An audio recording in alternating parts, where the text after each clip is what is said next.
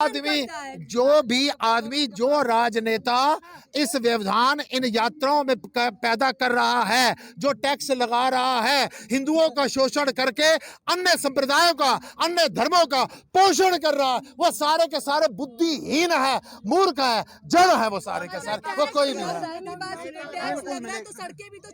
अगर टैक्स लग रहा है तो केवल क्या 220 रुपए का टैक्स ही हो रहा है, और हमारी चीज पर टैक्स नहीं दे रहे, हम पानी का टैक्स नहीं दे रहे, हम बिजली का टैक्स नहीं दे रहे, हम गाड़ियों का टैक्स नहीं दे रहे, हम संतों का, हम अपने मंदिरों का, मठों का टैक्स नहीं दे रहे, हम इनकम टैक्स नहीं दे रहे, हम अपनी संस्थाओं का, ट्रस्ट का टैक्स नहीं दे रहे। एक 220 रुपए मैं अपने लिए माफ नहीं करवा रहा, मेरी माफी कर रहा हूँ कि जो तीर्थ यात्री जो जा रहे हैं उनके लिए बात कर रहा हूँ मैं। देश ऐसा है, यहाँ पर आस्था के नाम पे ही तो लूटा जाता है। यहाँ पर आस्था के नाम पर अगर लूटने वाले हैं तो आस्था के ये जो रक्षक हैं, ये जो पागल लोग जो अपने घरों को त्याग करके जो मेंटल सड़कों के ऊपर ये साधु संत वर्ग घूमता है, जो दीवाने घूमते हैं, ये इस सब की अगर लूटने वाले खड़े हैं तो इनको पीटने वाले भी पीछे नहीं हटते कभी भी। कौन सा नेता कर रहा है? कौन सा नेता कर रहा है? मैं क्या कह रही हूँ, आप कह रहे हैं शोषण जो है, जो लूट रहे हैं वो गलत है, पंडित भी तो लूट रहे हैं, पुजारी क्या करता है? तो कौन सा पुजारी लूट रहा है? बुलाओ मेरे पास, बुलाओ ना। यहाँ पर हम लूट रहे हैं ना, सड़क पर हमारे को एक टेबल लगाने की अनुमति नहीं दी गई, ये लूट रहे हैं ना, सड़क पर हमारे को बिठा दिया, हम लूट रहे हैं ना। ये देखो स्वामी जी गंगोत्री से आए, ये लूट रहे हैं ना, ये स्वामी जी। अब बागेश्वर बाबा जी आ गए यहाँ पर, राजेश्वर बाबा की बात करो, यहाँ पर जो बात चल रही है उसकी बात करो। बागेश्वर की बात, बागेश्वर भी क्या बात कर रहे हैं? बागेश्वर जी भी अगर मान लो जो सैकड़ों लोग जो आदिवासियों को बर्ग लाकर, थोड़े से पैसे खिलाकर उनको जो हिंदू से मुसलमान, हिंदू से ईसाई बना देगा, अगर बागेश्वर वापिस ला रहे हैं, अगर बागेश्वर चमत्कार की बात करेगा मैं उसका विरोध करूंगा। और अगर बागेश्वर किसी ईसाई, जो हमारे हिंदुओं को ईसाई बना दिया गया है, हमारे हिंदुओं को जो मुसलमान बना दिया गया है, अगर उसकी बात करेगा तो बागेश्वर के लिए मेरी जान भी हाजिर है। कोई चमत्कार की बात अगर करेगा मैं बागेश्वर का भी विरोध करूंगा। नाम क्या बताया? मेरा नाम क्या? मैं पागल बाबा। हाँ, पागल बाबा नाम। स्वामी राजेश्वरानंद मेरा नाम है। स्वामी जी, आपका नाम बहुत अच्छा है। अच्छा, अब बात ये कुछ तो पसंद आया हमारा। हाँ, हमें पसंद क्यों नहीं आएगा? तो सही, आप हर चीज में विरोध करते हैं। सवाल ये है कि क्या आप हिंदू राष्ट्र के समर्थन में हैं? मैं हर उस राष्ट्र के समर्थन में हूँ जो दूसरे के धर्म का आदर करो, अपने धर्म का पालन करो। हिंदू राष्ट्र जो होगा वो किसी भी मुसलमान को बाहर करने की बात नहीं करेगा, ईसाई को बाहर करने की बात नहीं करेगा। ऐसा नहीं होगा कि आज कहां पर, आज जरा से मुसलमान जहां पर ज्यादा हो जाते हैं वहां पर हिंदुओं के मंदिर के ऊपर बाहर पोस्टर लगा दिया जाता है कि ये बिकाऊ है। हमारा ऐसे नहीं होगा। हम आज भी मस्जिदों में जाकर, मैंने खुद गरीब लड़की की अभी शादी की है मुसलमान की, मैंने अभी खुद मुसलमानों को मैंने राशन दिया। हम कब मुसलमान विरोधी बात करते हैं? हम बात करते हैं। हाँ जी,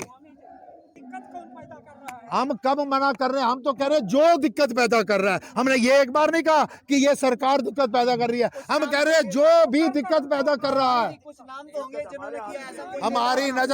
हमारी नजर में वो सारे के सारे वो राजनेता जो इस हमारी धार्मिक यात्राओं पर, देखिए मैं बताता हूँ, क्या बताएं इससे ज्यादा क्या? मैं बताता हूँ खुल के, मैं बता देता हूँ खुल के। आइए देखिए, अमरनाथ श्राइन बोर्ड जिसने ये पंजीकरण लगाने का निर्णय लिया है, पंजीकरण जो 220 रुपए को बता दूं तो 2019 से पहले जब जम्मू कश्मीर केंद्र शासित प्रदेश नहीं था उस समय मात्र ये पंजीकरण 50 रुपए हुआ करता था, जिसे बढ़ाकर 220 रुपए कर दिया गया। अब आप ही बताइए इसके लिए गुनाहगार कौन है? अच्छा, विकास होगा लेकिन आपको रेट बढ़ने नहीं चाहिए। देखिए विकास अलग चीज है। विकास क्या, ये 220 रुपए का हर यात्री, जो एक आम आदमी वहां पर आता है अमरनाथ यात्रा के दर्शन करने के लिए, उनसे आप 220 रुपए लेकर ही सड़क बना रहे हो। इसके 220 के बिना सड़क नहीं बनेगी। एक व्यक्ति से 220 लेंगे तो करोड़ों की तादाद। देखिए ये धार्मिक यात्रा है, ये कोई टैक्स नहीं है जो हर आदमी देगा। ये एक धर्म की यात्रा है और हम गर्व से कॉलर ऊंचा करके हम लोग कहते थे कि हम उस देश के वासी हैं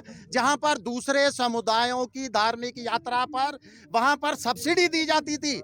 और एक तरफ तो सरकार, आप मेरे से पूछिए, स्वामी जी नहीं अगर बताना चाहते हैं, सरकार बात करती है, सरकार हिंदूवादी होने का बात करती है, हिंदुओं के हितैषी होने की बात करती है, और हम मानते भी हैं कि बहुत सारे मुद्दों पर हिंदुओं के हितैषी है। तो अमरनाथ यात्रा पर किस लिए पंजीकरण शुल्क, किस लिए ये जजिया कर, किस लिए? इसी के पैरेलल जम्मू कश्मीर में एक और पवित्र धार्मिक यात्रा है, जिसको हम माता वैष्णो देवी की यात्रा बोलते हैं। पूरे देश में चलो, अमरनाथ यात्रा को लेकर यहाँ पर जो धरना प्रदर्शन जंतर मंतर पर चल रहा है, जम्मू कश्मीर से चलकर ये जत्था आया है पंजीकरण के विरोध में। यहाँ जंतर मंतर पर हवन शुरू कर दिया गया है। देखिए, तमाम मंत्रों के साथ यहाँ पर आप हवन की विधि को देख रहे हैं। बिल्कुल जी, नारायणी नमस्ते। देखिए, मंत्रोच्चार हो रहे हैं यहाँ पर। मंत्रोच्चार के साथ सारी व्यवस्थाएं करके हवन की जा रही है। त्र्यंबके गौरी नारायणी नमस्ते। स्वाहा। ओम सर्वमंगल मांगले शिवे सर्वार्थ साधिके शरणाय त्र्यंबके गौरी नारायणी नमस्ते। स्वाहा। ओम सर्वमंगल मांगले शिवे सर्वार्थ साधिके शरणाय त्र्यंबके गौरी नारायणी नमस्ते। स्वाहा। ओम सर्वमंगल मांगले शिवे सर्वार्थ साधिके शरणाय त्र्यंबके गौरी नारायणी नमस्ते।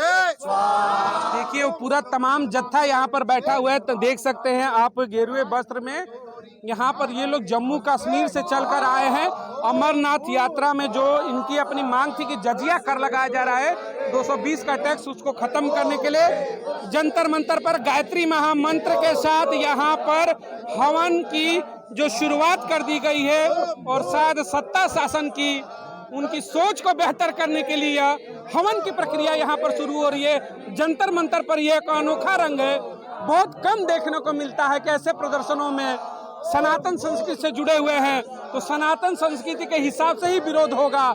हवन करेंगे, पूजन करेंगे, ना तोड़ फोड़ करेंगे, ना कुछ जलाएंगे। जलेगी तो हवन जलेगी। सनातन संस्कृति की मांग है तो सनातन संस्कृति के तरीके से ही प्रदर्शन होगा। आप देखिए, गायत्री मंत्रों का उच्चारण हो रहा है। भर्गो देवस्य धीमहि धियो यो नः प्रचोदयात् स्वाहा।